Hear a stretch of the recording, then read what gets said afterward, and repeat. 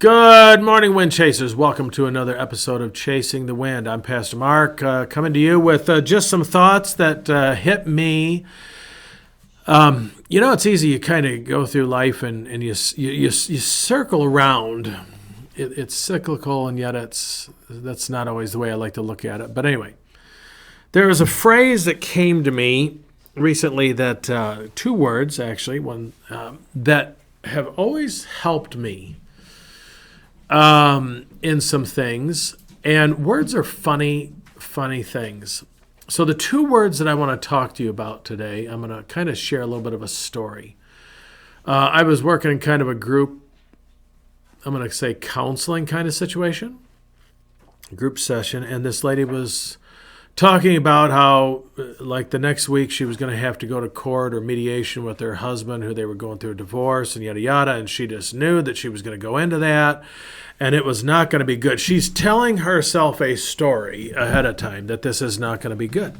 I'm listening to her and carrying on. She goes, I know what's going to happen is he's going to demand all these things, and I'm going to just cave and yada yada yada. I said, well, let me give you a little tool here to use for that day. Maybe this will come in handy for you at some point. As you're sitting there listening to his lawyer ramble on and your lawyer speaking up, and I want you to just use these two words. These are your two words that you get to use during that time. We'll see. So actually it's kind of 2.5 words because the one is a contraction. But anyway, we'll see. So when he starts saying, well, I want, this is how it's going to be, your response to him is to be, we'll see. We'll see. And she just looked at me kind of funny, and I said, "That's all I want you to do. You get say whatever you want, but you can just say, we'll see." So we were in another session a little bit later, about a month after that, and I said, "So how did it go?" She is glowing, by the way. She is just glowing. She says, "Well, Mark, I did what you said. I just used those two words, we'll see." He was like, "Well, I want this," and I said, "Well, we'll see." And she said, he started back down. That was my phone. That I'm going to tell that person, we'll see, okay?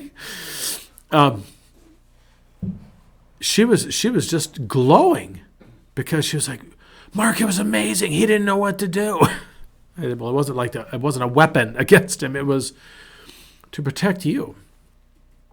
To not cave. It gave you two words, a phrase, if you will, that allowed you a little bit of a moment to be able to say, I'm not agreeing with you. I'm not agreeing to what you want. I am simply saying, we're going to see what happens with this. So here's the thing. That has always been, that's a phrase I've used. There are certain phrases that I use sometimes that help me step back and get some perspective on things.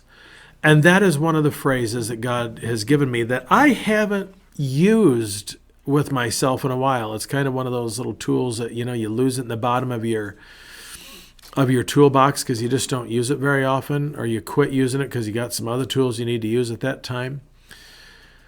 And you know what? This might be a good tool for me and many people today because of all the uncertainty in our country and in our world and all the vitriol and the hatred and the anger.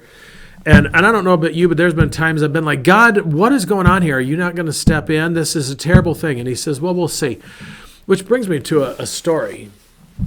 It's a common story, and I'm going to shorten it. I might butcher it here a little bit, but I'm going to tell it to you anyway. A guy who had, I believe the story goes that it was a guy in somewhere in the Middle East, a desert kind of place. But the only valuable things he had in his life were some horses and his son. And so the story goes, if I remember correctly, and I'm paraphrasing here a little bit, is that he's got these horses and a storm comes through.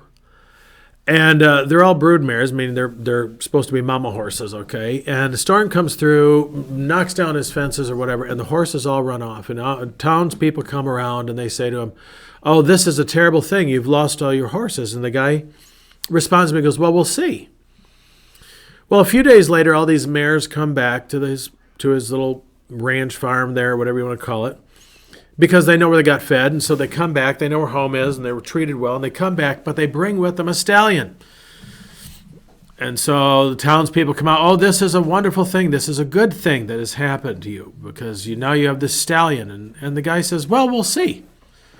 We'll see. He's not being negative. He's just saying, I'm going to keep my possibilities open here. He goes, so now he's got this stallion here, but he can't really handle him because he's a wild stallion. So he's like, well, I'm getting up there in years, so I'm going to have my son break this stallion so we can handle him. So the son gets on the horse. The son breaks his leg, and the horse throws him, and his son lands wrong, and he breaks his leg. Here comes the town people. Oh, this is a bad thing. Your son has broke his leg. Your son has broke his leg. And the old man says, we'll see. Not that broken legs are a good thing, but he says, we'll see. Pretty soon, war breaks out in where he's living, and the army is coming through to take all able-bodied young men to be in the army. And all the townspeople are saying, this is a good thing that has happened to your son, that he has a broken leg. He can't go off to fight war. And the old man says, we'll see. Here's my point. And the point of the story is we like to judge the things that happen to us. Now, understandably, there are some things in life that happen to us that are bad things. And there are good things that happen to us. With the COVID thing, and someone dies, okay? In where the state I live in, we have the whole controversy going on right now with the nursing home deal, okay? That's a bad thing. It was a bad thing. I'm not denying that. But when we surrender our situations to God, we have to trust that He is, in His sovereignty, can say, you know what, I'm going to use this for good. Matter of fact, we see that in Paul's letter to the Romans. All things work for the good of those that love the Lord and are called according to His purpose. The key is there is, well, God didn't do, that wasn't a good thing. He didn't do good by, wait a minute, who are called according to His purpose. When we're doing God's will, God will work things out so that they work out. We never know what God's up to is the bottom line. We never know what God's up to. I was thinking to myself when Jesus was in the boat with His disciples and the storm came up and the boat's getting swamped and they're freaking out. Jesus is up taking a nap. Man, I don't know about you, but I wish I could take naps and sleep through some of the storms that I go through. But I don't. I'm the disciples. I am, Jesus, don't you see what's going on? And he wakes up and he goes, dude, relax. That's the Hansen translation, by the way. Can you imagine Jesus saying dude to the disciples? Dudes! Okay, just cool your jets. But Jesus couldn't say that because they didn't have jets back then. But anyway, you know what I'm saying. Relax. I've got this. Okay, I've got this. That's what "will see" does. "Will see" is one of those phrases, and I'm giving it to you because you can stop and say, wait a minute here. I wonder what God's doing in the midst of all this.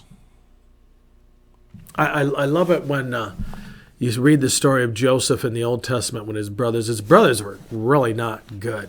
And, you never should treat the youngest sibling the way they treated Joseph. Because, well, I guess he wasn't the youngest. There was another one, I think, younger than him. But anyway, he was down there in the totem pole a little bit, down in the line, so to speak. And they threw him in a well, and they sold him, and then he went into, it was a slave in Pharaoh's house or whatever, and then he goes, and a series of unfortunate events as that story goes. And all these things happen to Joseph, and you're like, man, this is just this is a bad, bad story. Poor guy, bad, bad, bad all over the place. But then that one thing happens, and the next thing God turns it around, uses his life in a wonderful way. I love that little meme that people put on Facebook sometimes, that the end of it is God doesn't call the qualified, He qualifies the called. And they start talking about Moses was a murderer, David was a murderer, this person was a murderer, Paul was a murderer, and this person did this person did that. And God still used them. And I love that. As our lives, as long as we are here, God can still use us. God can still get hold of our lives and redeem us. And God looks at our lives, and we can easily. I've been working with a couple of people recently that they're just feeling like, man, I'm just so screwed up. I'm never going to get this. God's never going to be able to use me. I don't even know if God has any use for me. Here's what I would say to you if you were feeling that today, Wind Chasers. We'll see. You can give God all your excuses in the world about why he can't use you. But I'm going to tell you something. God looks at you and says, well, we'll see. Yeah, but God, this situation here, I think it's even too big for you to handle, God. God says, oh, really? We'll see. We'll see. We'll see gives us hope. It lets us step back to say, God, let's see. I often use the illustration too is like we have two buckets that we categorize stuff in. This thing happened to me. Well, it's bad. Or I did this thing. It was bad. Oh, I did this thing. It was good. We like to categorize the two. And sometimes I think what we need to do is we need to add a third bucket that just says we'll see on it. That instead of judging it, and yet it might seem bad to us at a moment, and it might indeed be bad. But if we can move that to that bucket that says we'll see, and we say, God, here you go. I don't know what you want to do with this, but we'll see. I trust that you are the God of will sees. You can take the things that have happened in my life and do something with them that I can't. I can't see anything good with this, Lord. Show me how you can use it for good. Go back to Romans 8. All things work for the good. It doesn't say all things are good. It says all things work for the good. So whatever you're going through today, Wind Chasers, as you're looking at your life and you're saying, man, I just don't see how this is just terrible. I've gone through a dark night of the soul. I've gone through a dark night of the soul, and that's not sin. That's just, God, I don't know what you're doing. And you feel like you're alone, and you're just like in Merrimack Caverns, Missouri, and you're just wandering around in pitch black, and you can't see what's in front of you. And God, I don't know where we're going, and you are having to trust that God's going to get you through it. And you're like, man, I'm never going to get out of here. My life is over, and it's just so bad. And reminds me of the movie Raising Helen, and this girl's it's supposed to be prom night, and she goes with her boyfriend who they're at a hotel, you know where that's going, and the aunt breaks in and tells her to get in the car, and the girl yells at her, she goes, you've ruined my life. And it's a wonderful line the aunt says to her. She goes, well, we'll fix it later. We like to put periods at the end of things when God says, maybe we need to add 2 more dots and make it an ellipsis. I think an ellipsis is a wonderful thing. It kind of fills in the blank, says, here's this, ... and then here's the rest of the story for those of you who know who Paul Harvey is. God is not done. Let's stay in the moment of where we're at and just say, the sacrament of the present moment, if you will, the sacredness of what's happening. We don't know what's going on. We don't know what's going to happen. When we have fear about the future, this quote from the Shack, it's because we don't envision it with Jesus with us. We don't envision it with Jesus with us. We just see this terrible thing that, what could happen? We tell ourselves these stories. Folks, give yourself this little tool, put it in your toolbox, if you will. We'll see. We'll see. We're going to see what God's going to do with this, because I don't see it, but you know what? God must be up to something. He's still sovereign. He's still sitting on the throne. He has not abdicated, and he knows what's going on. So wind chasers, keep chasing the wind, because the wind is chasing you, and all I can tell you is we'll see. So grace and peace to you until next time. I'm Pastor Mark.